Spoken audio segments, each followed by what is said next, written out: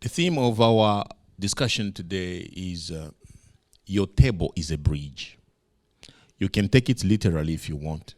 If you want to use the wood from your table as a bridge and step on it, that's fine. It can still take you somewhere. But it's a bridge. And we're going to look at how can God use your table as a bridge. Confucius said, "Do not do to others what you don't want to be done to you."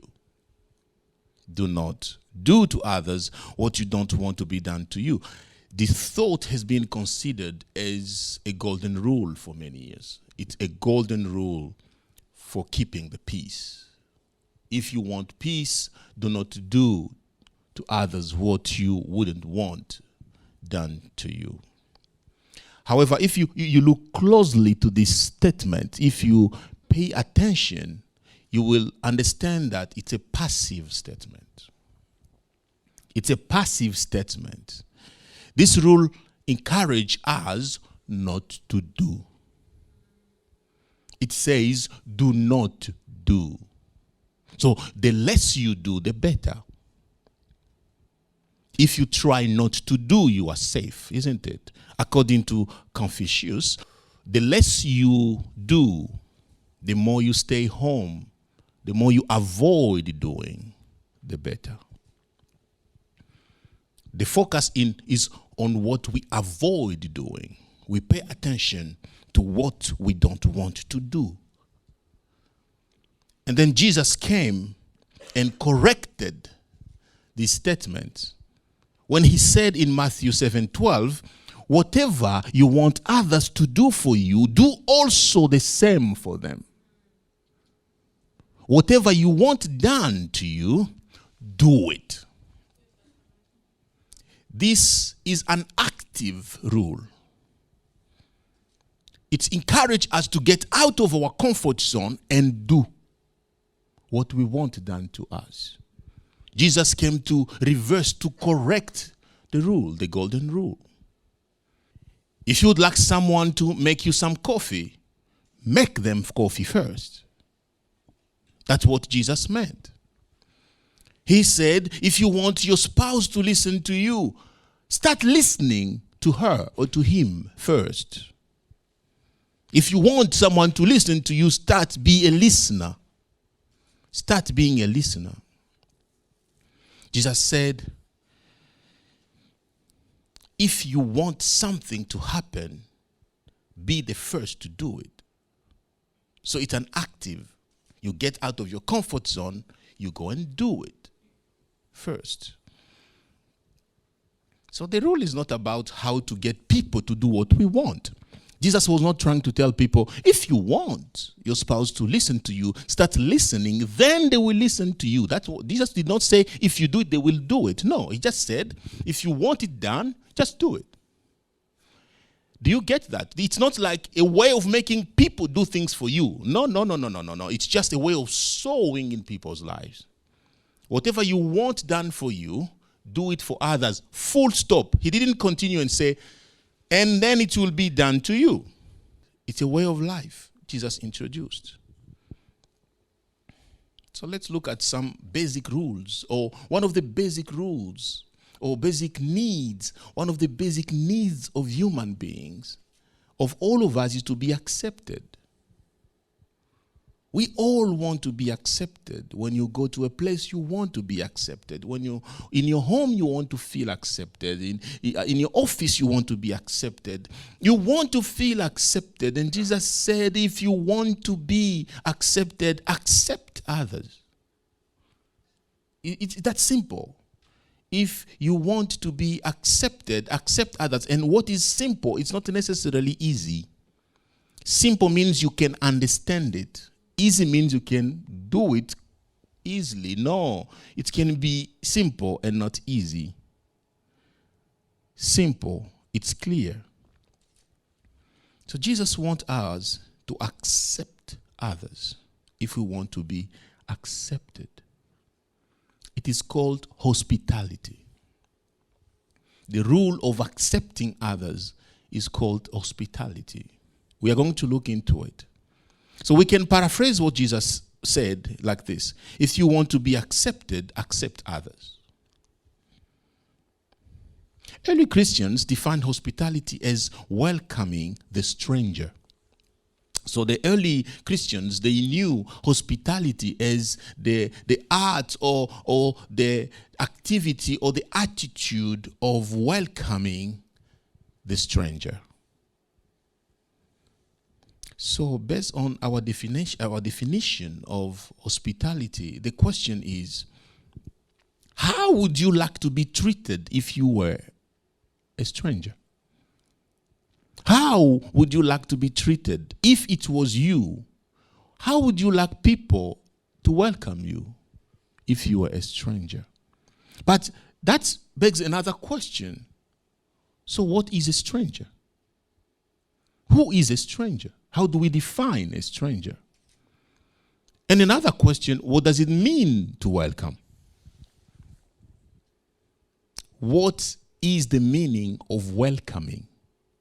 So if we understand who is a stranger and we understand what welcome means, then we will know what Jesus meant by asking us to accept others as we would love to be accepted.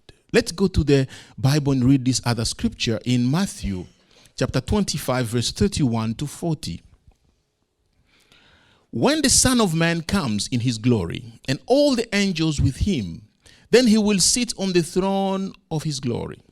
All the nations will be gathered before him, and he will separate them one from another, just as a shepherd separates the sheep from the goats. He will put the sheep on the right and the goats to the left. Then the king will say to those on his right, "Come, you who are blessed by my Father, inherit the kingdom prepared for you from the foundation of the world. For I was hungry, and you gave me something to eat. I was thirsty, and you gave me something to drink. I was a stranger, and you took me in. I was naked, and you clothed me. I was sick, and you took care of me. I was in prison, and you visited me." Then the righteous will answer him, "Lord, when did we see you hungry and feed you, or thirsty and give you something to drink? When did we see you a stranger and take you in, or without clothes and clothe you? When did we see you sick or in prison and visit you?" And the king will answer them, "I assure you, whatever you did for one of the least of these brothers of mine, you did for me." In this passage, we can identify four groups of people to whom Jesus expects us to be hospitable. Four groups of people we can see in this passage. The first group is called the poor. These people are called the poor. Those who are hungry, those who are thirsty, they are naked, they are poor. They don't have these things. In this season, at this moment, they don't have water. They don't have clothes. They don't have food. We call them poor. And we can add to this group orphans and widows. To this group of poor. Why do we add orphans and widows? Because we know in the Bible, at the time of the Bible was written, so we without a father or without a husband, the family became poor because there was no source of income. Things have changed today, but it doesn't mean there's no discrimination to women, to widows and orphans or something. I may not call it discrimination, but there is still something happening. They're still marginalized somehow in our society. And the second group is made of strangers, or we can call them the strangers. So who is a stranger? How do we define a stranger? Okay, foreigners are strangers. Someone who doesn't belong here, someone who has just arrived from somewhere else is a stranger. Or anyone who's different to us is a stranger. Anyone who speaks differently, anyone with a different lifestyle, anyone with who sounds differently or anyone who thinks differently is a stranger to us. Anyone who thinks differently. Nowadays, it's becoming harder and harder to welcome those who think differently. Just different ideas are not welcome these days. We prefer to sit with people who may look differently, but if they think differently, they become, I can call even enemies. So those are strangers, people who think differently, people who look different, or people who sound different to us. And then we have another group of sick people, those with medical conditions. And then we have prisoners. A prisoner is a person in bondage. Maybe spiritual bondage or emotional bondage or addictions or just a destructive lifestyle. Someone who is in bondage is a prisoner. Or it can be literally someone who is in jail, in the physical jail. They don't have the physical freedom to go out. All these people are categorized as prisoners. And Jesus put all these four groups in this. And he said, when you visited, when you helped one of these people, you helped me. When you helped one of these four people, a poor or a stranger or a sick person or the prisoner, when you helped one of these people, you helped me. So he said, being a Christian consists of being hospitable to these four groups. If you are hospitable to these four groups, you are really a Christian. He further said, heaven is for those who pay attention to the need of these four groups. You will go to heaven, according to Jesus, if you pay attention to the needs of these four groups. That's dangerous, because I thought heaven was for people who profess to be Christians. I thought heaven was for people who call themselves Christians. Jesus took it another step further by saying, you can call yourself a Christian, but if you don't pay attention to the needs of the poor, the stranger, the sick, and the prisoner, heaven is not for you. That's scary, isn't it? That's scary. We have to do something then. He said, whatever you did for one of these, the least of these brothers of mine, you did for me. When we welcome the stranger, we welcome Jesus. What does it mean to welcome the stranger? Or to welcome? Just define. Welcome. There are three stages I will suggest in the biblical sense of the word welcome. I will suggest three stages or three steps of welcoming. And let's look at what it means to welcome according to the Bible. The first stage is reaching out. I thought welcome means you stay home until someone knocks at the door. But the Bible doesn't say we should wait at home until someone knocks for us to open the door. It means we should be reaching out, seeking, looking for the stranger. Is there any stranger there? Is there any stranger here? Reaching out is part of welcoming. We should be active. Remember, it's not whatever you do not do. It is whatever you do. It is an active attitude. Romans chapter 12 verse 13 says, share with the saints in their need, pursue hospitality. I love that. Of course, we share with the saints in their need. We give to people. We meet people's need. But then it says, pursue hospitality. Pursue suggests an active attitude. When you are pursuing something, you don't wait for it to come to you. If you are pursuing something, you don't wait for it to happen. You go after it. You go searching for it. Where is an opportunity for me to be hospitable? Is it hospitable or hospitable? One of those. Hospitable or hospitable. Hospitable.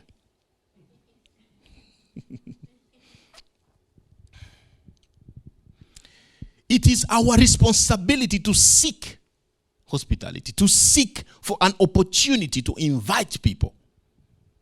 It is our responsibility to go and find it. It is on us to strive for people who are hurting, people in need, people in bondage, people who think differently, and welcome them. We are going out. We are supposed to go out and find them. Who is in need around here that I can welcome them? That's a big responsibility. I prefer Confucius style. I stay home, I close my door. Until someone in need knocks, I'm fine. My conscience is fine. Then Jesus comes and raises the bar. Get out of your home, Mike. Open that door. Go out and seek for someone in need. Jesus, be serious. That was not the deal. The deal was, I'm a good person until someone knocks at my door. I'm not opening. And Jesus says, no. Go and open it. And go out there to find those people. So the question is, do you think someone who thinks differently will come and knock at your door? Or someone who doesn't look like you, do you think they will come, they get the courage? They are vulnerable. They're the one in need. They will get the courage to come and knock at your door, knowing you think differently. And knock at your door for help.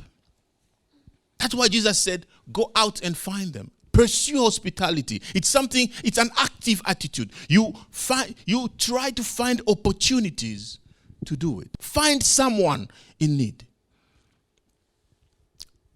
Find someone hurting. Find someone in bondage and welcome them. It's not always easy to reach out. It's not always easy to get out, to open your door and go out and seek and pursue hospitality. You know why? Because of two reasons. One is fear. We are afraid that we may hurt someone by what we say. Or we are afraid to be hurt. We don't want people to say things we don't want to hear.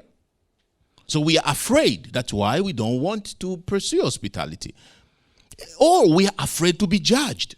You know, if you open your door to someone and they come in your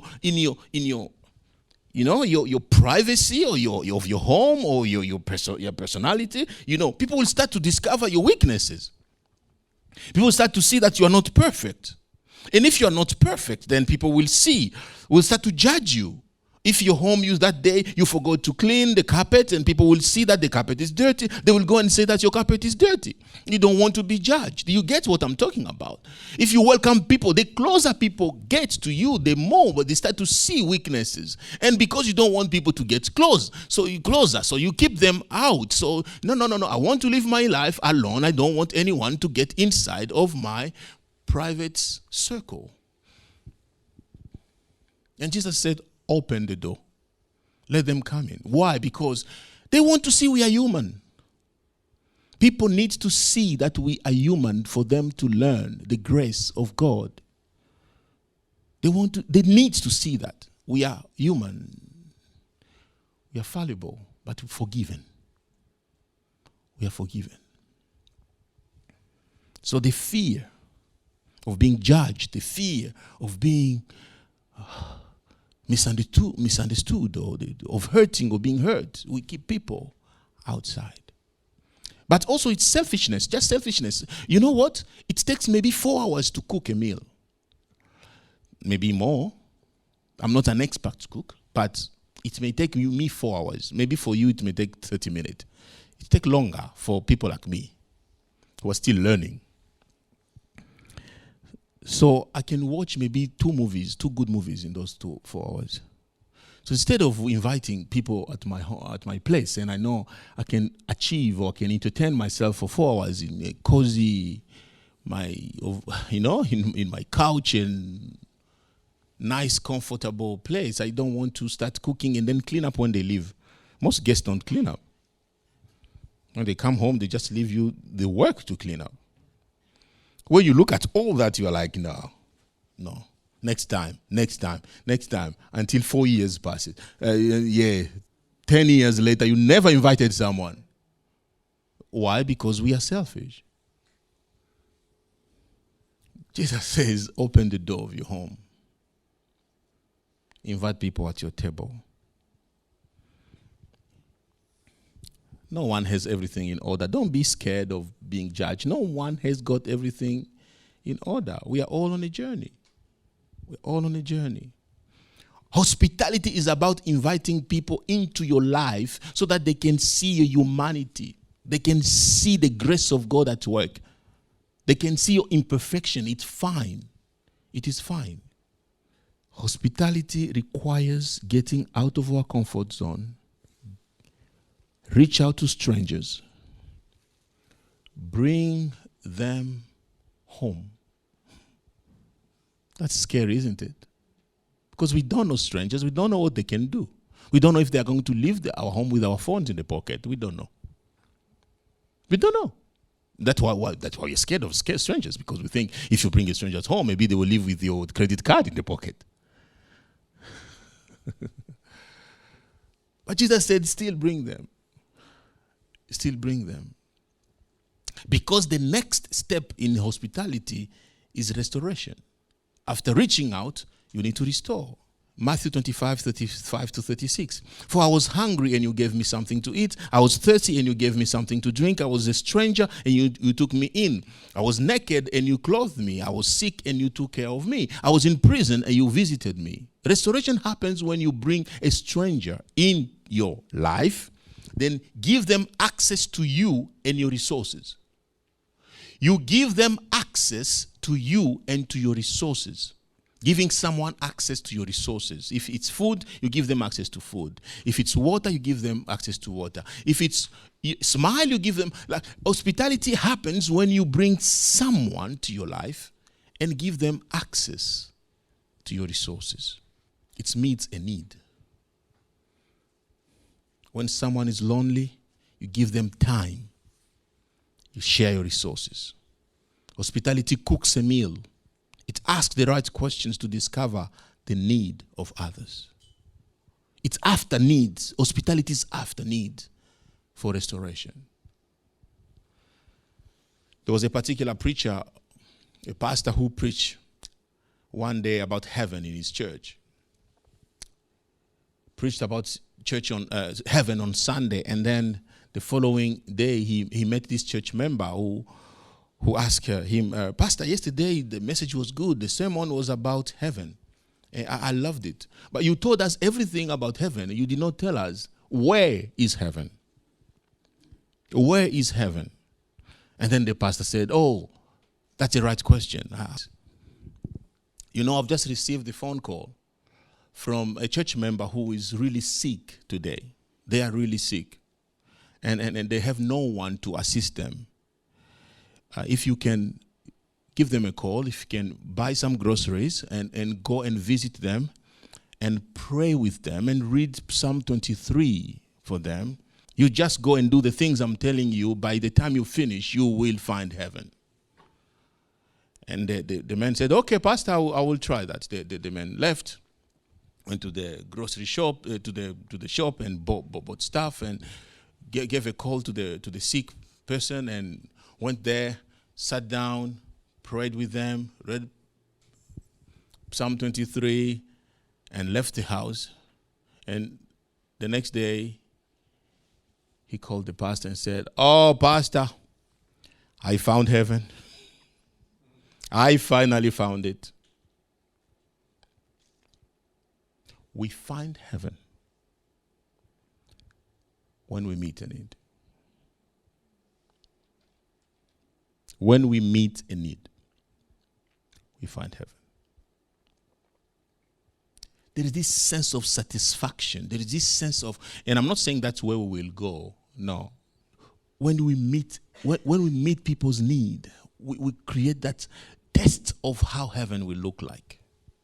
When we serve people, when we restore people, we give them that experience and we feel it. We feel it ourselves. When we do it, would we be committed to hospitality as a church? Sometimes we wait for God to visit us. We pray that God will visit us. While there are opportunities around us to see God and experience Him when we meet other people's need. And not every time that you become hospitable, not every time that you invite people at your table, that you will see the result. No. Restoration takes time.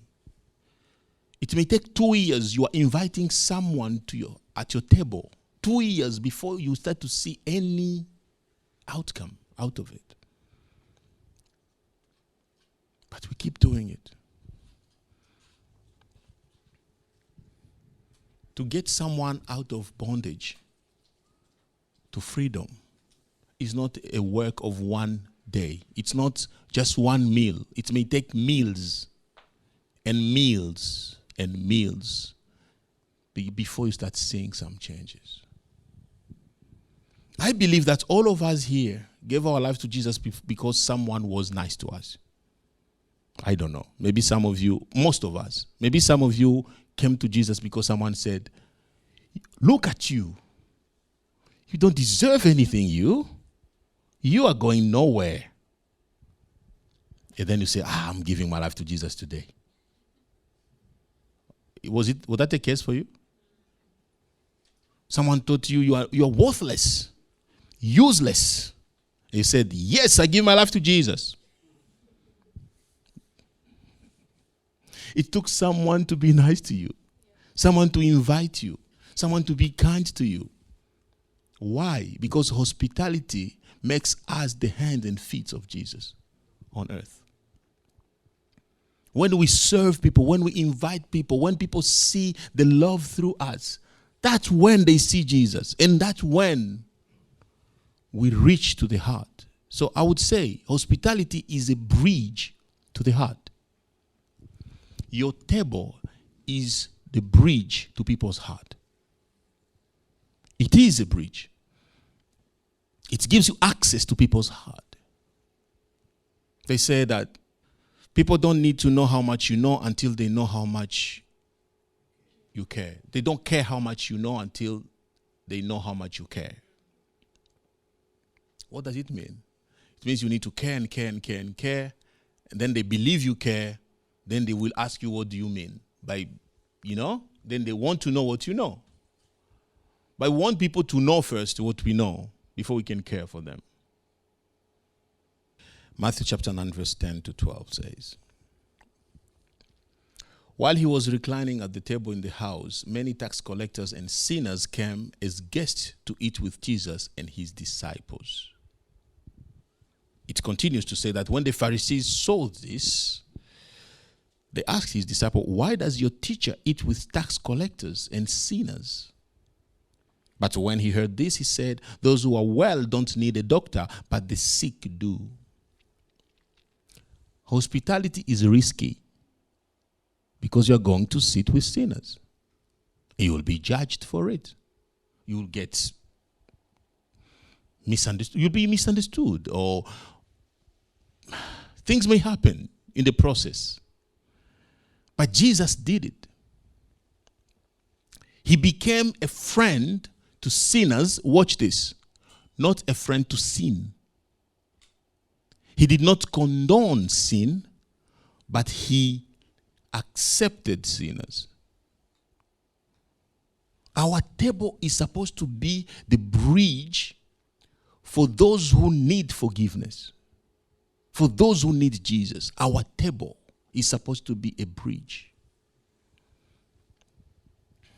Your table is where you show care. Your table is where you reflect Jesus. Your table is where you show the world how Jesus could have done if he was on earth. He sat down with sinners. Do you sit down with sinners? Do you? Do you sit down with people who don't think the way you think? Do you sit down with the people outside of your, of your Bible? People who agree, people who can finish your sentence. Most of our friends can finish our sentences. For the Lord loved the world so that your friend can finish that statement. They know all John 3:16. How about when you start, for the Lord loved the world, and they ask you who is Lord? Those are people we need. Those are strangers. They don't even know. They don't even believe his God exists. Still, we welcome them. The purpose of our table is not to convict people. We don't invite people so we can bombard them. No, with words no, we invite people so that they can see the love. We can win the heart. I know that we have different temperament. I know we have different personalities and we are living in the different seasons of life. So some of us, like if you have kids, if you have young children, I'm not asking you to organize a meal at 7 p.m. The time that you need to put your children to bed, that's not the time you have to invite people at your home. But you can find a way to still be hospitable. So I'm not trying to say everybody should do the same thing. But we can all open our doors and set a table for strangers, for those in need. We can't help people if we don't know what they are going through. We can't help people if we don't understand what is going on around their lives. If we don't understand the need, we can't help them. And we can't know this if we don't pay attention. And we can't pay attention if we are not close enough. It requires proximity to see closely. So how do we get close to people in need? If we close the doors of our homes. We have to bring them in. We need to. We need to. We need to pay attention to people's need and make a table. It's at the table where we listen to stories, where we ask the right questions, when we get to know what people are going through at the table. And the final stage is releasing. The purpose of hospitality is not to create a system of dependence. It's not to create a system where people will depend on us forever. The last stage of hospitality in the Bible is to show the stranger the way. You feed the stranger, you give the stranger some water, a place to sleep, and tomorrow you show them, that's where you are going, that's the way, go left and turn right, that's where we are going. That is the purpose. That is the last stage of hospitality. So we are not asking as the Christians to build a system of dependence. That's not what I'm saying. I'm saying the last stage should be to release the person. But where are you releasing the person to? You are releasing the person to Jesus. So the whole process of reaching out and welcoming and opening your door and setting a table has one purpose: to release that person to Jesus. You need to show the person where to find Jesus. That's the purpose of hospitality. We all need someone to show us the way. We all need that. We needed that at some point in our lives. And there are people out there who still need it. Someone to show them the way. So my question is your door open? Do the people around you feel like they can run to you when they need help? In your office, your clients, your customers, do they know that they can run to you when they need help? Not just about what you deliver as a business. If someone in the office needs coffee, do they feel like they can ask you to serve them coffee? Think about that. If in your office, do you think if people need something, they will ask you, can you pass me that? Or every time they ask you, your face changes and you look at them, this should be the last time. Are you hospitable in your office? Are you hospitable at home? Can your brother ask you to pass them on something? And you ask them, or do you ask them, don't you have legs? Oh, I've heard that many times. Someone said this: some people make you feel at home, others make you wish you were home. Which one are you? Do you make people feel like home, or you make people feel like they wish they were home? Hospitality is bigger than hanging around with friends. It aims at taking strangers and making them neighbors, and making neighbors into members of God's family. That's what I want you to remember. Hospitality is not just about Me inviting you home, you inviting me at your place, which is still great. We build each other when we do that. Hospitality it aims at making strangers. We take strangers and we make them neighbors. People who don't look like us, they don't sound like us, they don't think like us, and we make them neighbors. We bring them close enough that they can feel they belong. And then the process continues. Neighbors, we make them part of the family of God. Honestly, I'm not asking you to adopt everybody into your home. I'm asking you to adopt everybody into the family of God. Hebrews chapter 13 verse 2. Don't neglect to show hospitality, for by doing this, some have welcomed angels as guests without knowing it. This is important. Angels serve us. God deploys angels to serve us. So what the author here is saying is, when you welcome strangers, by doing that, some of them will be angels. Some of them are coming to solve your problems. Some of them are coming to give you answers to your questions. By being hospitable, by opening the door to strangers, they may look dirty, they may look strange, they may look ugly, they may look whatever they look like. But when you welcome them, some of them are angels. They're coming to serve you. But remember, but you are an angel to some people too.